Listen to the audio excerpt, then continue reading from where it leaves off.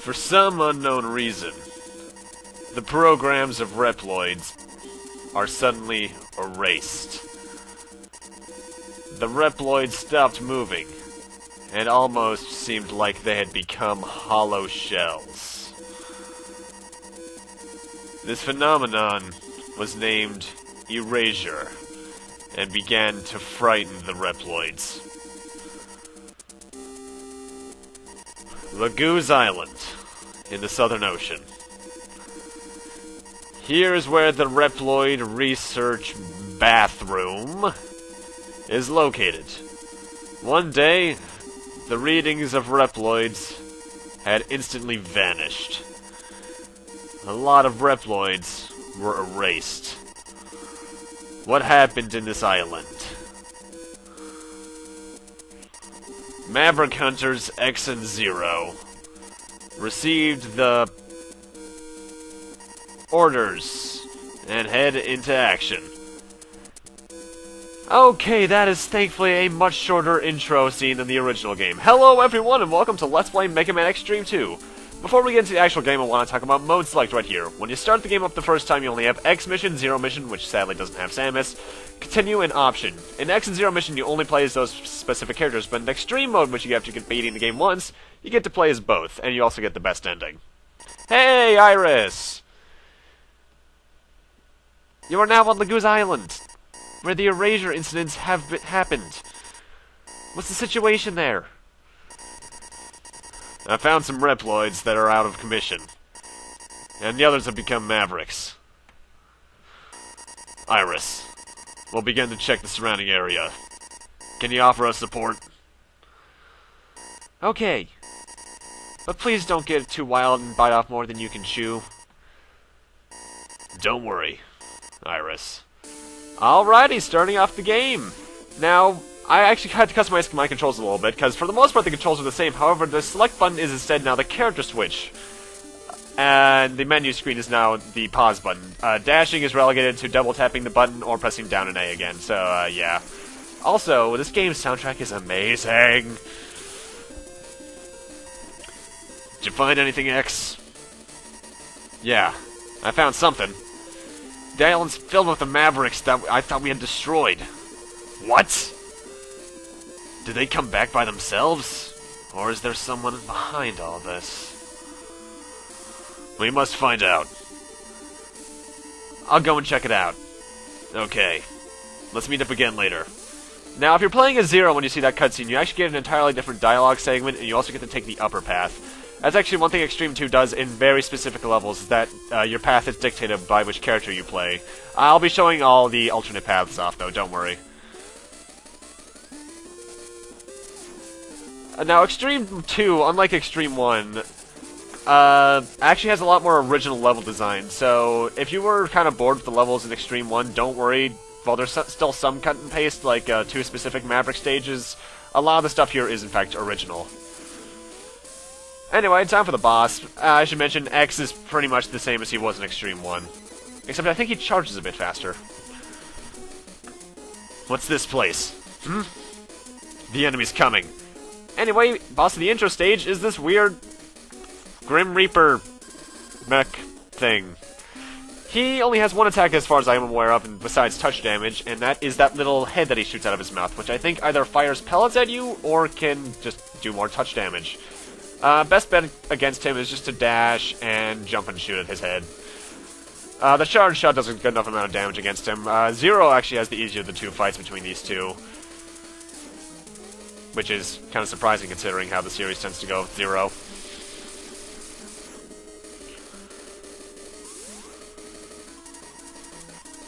Are you alright, Zero? There seems to be so many more enemies. This is crazy! What is their purpose? Anyway, I must find out. And as for the little 4 energy thing you got there, you might be wondering, but our health is full, I wouldn't do anything, right? Well, we'll find out what those are momentarily. First off, though, let's check out the Zero path of the intro stage. Zero, what's the situation? The Mavericks that we destroyed before are rampaging throughout the island. What's been happening on this island? X, can you check out the route below? Roger that. Stay alert, Zero. See you later. Yeah, the translation of this game still isn't the best. Anyway, Zero is very similar to his X4, 5, and 6 counterpart, where he's a lot more close range. However, his power is a bit greater, and he also has the air dash by double-tapping the jump button in midair. He might seem like the hard mode at first, but if you know how to use him, he really destroys things really quickly. Especially when you get his upgrades, but we'll get into those in a couple of minutes. Anyway, time to fight the boss as Zero.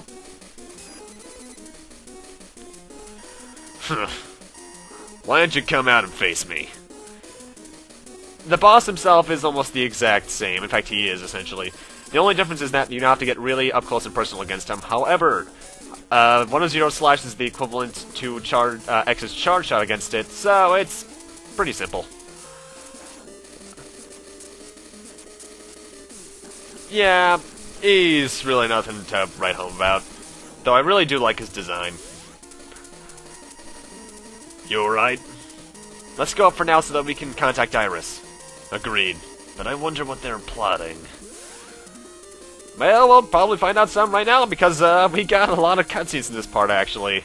It's mostly cutscene, even. X! Zero! We just received... What is it, Iris? Is it you who has broken into my island? Who are you? I am a soul eraser. I erase the souls of evil mavericks. That's kind of redundant, actually. That can't be. What do you really do? It takes courage to ask someone like me a question like that. Interesting. Well then, let's play a little game. There are 8 guardians on this island. Retire all of them, and then I will battle you. These silly games are pointless. It seems that retiring 8 might be easier than persuading 1. You're very quick, Zero. My name is Gareth. Don't forget it. Gareth. I can't find any data on such a reply in our database. Plus, we found unfamiliar items. We've also found DNA data that was draining out of the enemies. They seem to have been resurrecting enemies by somehow utilizing DNA. They're erasing the Reploid's DNA in order to create items? It seems so. A Reploid's DNA is like that of a human soul. From now on, let's call it a DNA soul. We may be able to create something useful from Maverick's DNA souls. The text scrolling in this game is awful, by the way. We can't leave Maverick's souls alone. We also must find the souls of the erased Reploids. Let's gather the DNA souls. Alrighty then. And save system is pretty much the same as the first game, except they actually show you everything, and even the mode. Now the DNA souls, they are actually also the energy recovering things that you can collect in stages. And they are, in fact, our currency, so let's check out the part shop. The way the part shop works is that you got common part, X parts, and Zero parts. I'm buying Zero's Saber +1 because it's just an awesome part. The way you unlock more parts is that you need to collect more souls in general. In fact, I think it goes by the amount of Mavericks you've killed, even.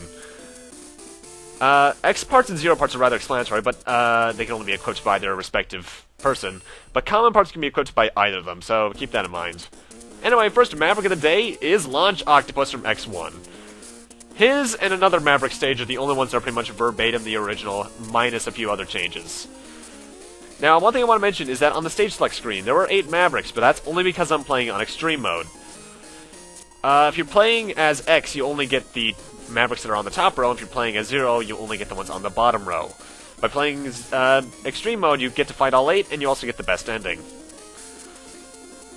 Now, the thing is about Xtreme 2 that X5 and 6 would carry on as well, is that the heart tanks in the stage, along with certain other things, will only be used by the person that collects them.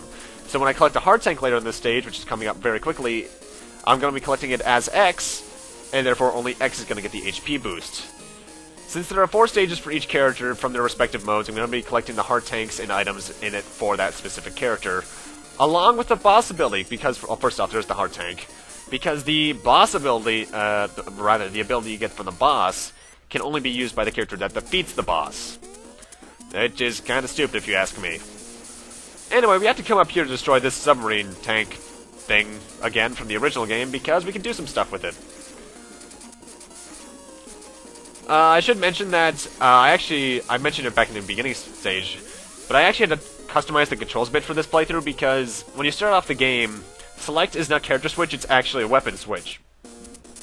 So I actually had to go into the options menu to change that up. You don't have nearly as many customization options in this one. Anyway, we got a mini-boss against this thing from the original launch Octopus stage, actually. But I find him a lot harder in this game. I'm not sure what it is. Maybe it's some hitbox problems, or maybe it's the fact he does like a fifth of my health in terms of pure damage. Mind you, then again, in the original Mega Man X, I don't think I rarely ever got hit by this guy to begin with. And I also had a lot more HP by this point, so that's probably the big problem there. I should mention that the DNA souls count as anything that recovers anything, so it counts as weapon energy and health. Enter this capsule. Take this body upgrade. This upgrade will increase your defensive ability. Utilizing the energy from damage, you can unleash the Giga Crush. Pretty much the exact same body chip from X2. Except, unlike like Xtreme 1, you don't get the changed appearance of your armor until you get all 4 pieces. However, it does at least show you the fact that you got it in the menu screen.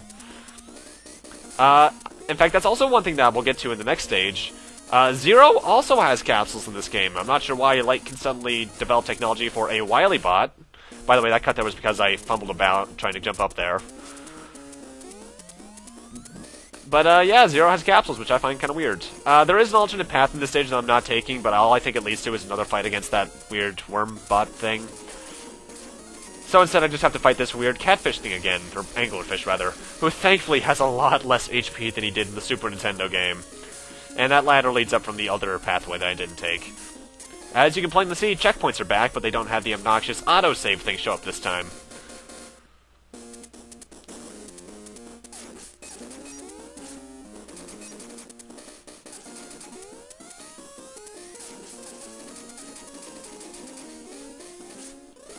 Thankfully, though, the stages are a bit shorter than their actual Super Nintendo equivalent just due to the pure amount of scaling they had to do to make it work right for a Game Boy screen. But it's still kind of weird to have them reuse stages. I don't really like that.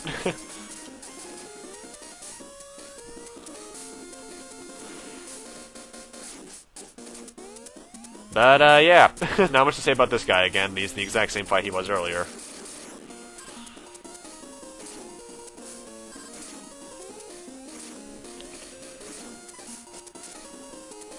Anyway, we're coming up on the boss right now. The thing is with the bosses, though, they're actually really easy in this game for the one fact that you have 2 characters available at any point in time. And they don't share a health bar, so if, say, you're close to dying with Zero and you switch to X, X will still have all his health. So you can essentially one-man army through, or two-man army rather, through these bosses really easily. Right now I'm showing you how you equip parts. You go to the part screen, you press A on the part, and then you exit that screen. And it's yours. So now I have the Z-Saber +1, so I do a lot more damage, and the color of the saber is also changed to blue. Launch Octopus is pretty much the exact same fight he was in the original game.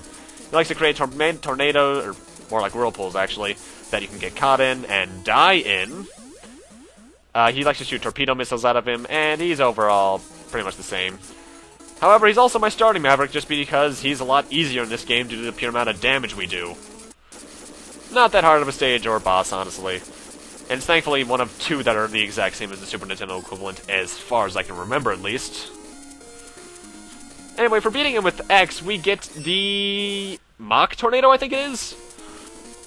Pretty much, X creates a little whirlpool around him, or above and below him. That doesn't really work well at all. And now we're actually gonna... Well, first I'm going to the part shop. Because I think I can buy something. Anything good?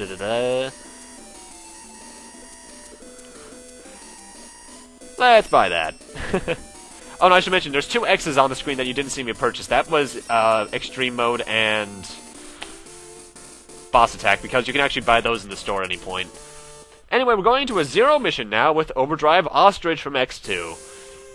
His stage is radically different, as you can see right off the bat, because we got the speed bike. The speed bike's a bit different from X2, where you can actually do an attack with it this time, with the B button. In fact, it's pretty much the exact same thing as X4's. And also, you may have noticed, Iris is in this game. This is actually, even though it was released after, in like 2000 or 2001 even, I think. Xtreme 2 actually takes place before X4, which is the reason I'm doing this before the replay of X4. And it also gets referenced in X6, so I might as well, right? These little sand tornadoes that you can barely see because of Sprite Flicker are instant kills, so don't walk into those. By the way, I should mention, for future reference, Launch Octopus is weak against Neon Tiger's weapon. Either one of the characters will do for that. Mind you, of how powerful the parts in this game get, I might not ever have to use this weakness against him. And would you move already, dude? Seriously? You bugged or something? Well, you're dead now. Also, I really have to say, I love Zero's sprite in this game. I can tell they just tried to port over the look of the PlayStation sprite, but it still looks really cool. It animates really fluidly, actually. Still not as cool as his Zero design, though. Or Zero Series design, rather. Yeah, I couldn't tell that thing was there because of Flicker. Although, one thing you can pay attention to is that there's a little light at the bottom of the little sand NATO thing that tells you if it's on or not. Anyway, as I mentioned earlier, Zero can do the air dash, so you can do that to get over here for the first Zero capsule. Into this capsule. Take this head crush. This head upgrade will allow you to crush certain blocks. I don't think Zero ever has to use this. I think the only blocks you can break like this are actually in X's stages, so that's kind of weird. But, oh well. So yeah, Zero has capsules for some reason. It's the only game in the series where he has his own capsules, too. Mind you, he can collect the capsules in X5 and 6, but he never gets his own capsule aside from the Black Zero capsule, which I find kind of weird. Anyway, the heart tank is in this section of the stage, and you got to be really quick to get it, because you have to jump off the stage right around now, and there it is. That is very easy to miss, believe me. Ow, death. Yeah, I'll admit, this is a game that while I've played a lot, I'm not very good at it. It's because I'm still used to the Super Nintendo controls, I can say that much. Anyway, we're coming up on Overdrive Ostrich. For future reference, he's weak to Drill Crush. Or even Lightning, I think. Either way, he has quite a few weaknesses. I'm taking him on with X first because I can narrow down his health bar a bit that way. But, yeah. Overdrive Ostrich is very similar to his Super Nintendo incarnation. He likes to jump a lot, run around a lot, and fire sonic booms at you, essentially. He can also run into the background and try to land on top of you once he jumps. As I mentioned before, common parts can be equipped by any character, so yeah. Overall, he still kind of reminds me, well, first off, his room is nowhere near as big as it was in the Super Nintendo game. But, the high ground is still the best thing to have in this game. We still have the high ground, and we still know his power. Insert Star Wars Episode 3 clip here, but I'm too lazy to do it.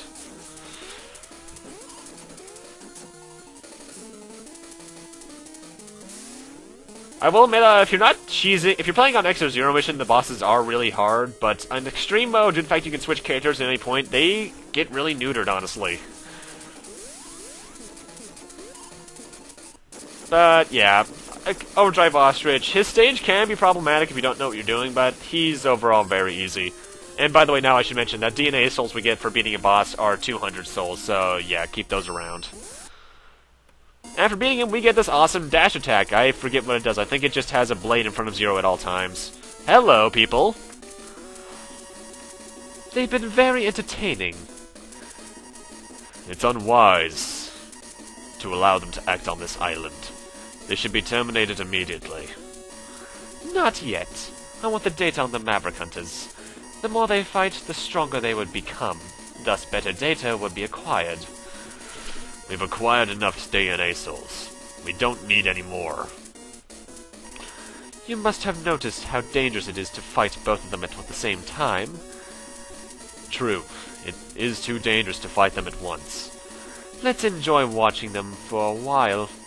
One of the Guardians may get lucky and destroy them. It is very unlikely, but if you say so. I can hardly wait to meet them. Oh god. That's totally not threatening at all. But with that, I'm going to need to end this off here. Thank you guys for watching, and in part 2, we'll continue on with one of the bosses. I forget which one, honestly. See you guys then.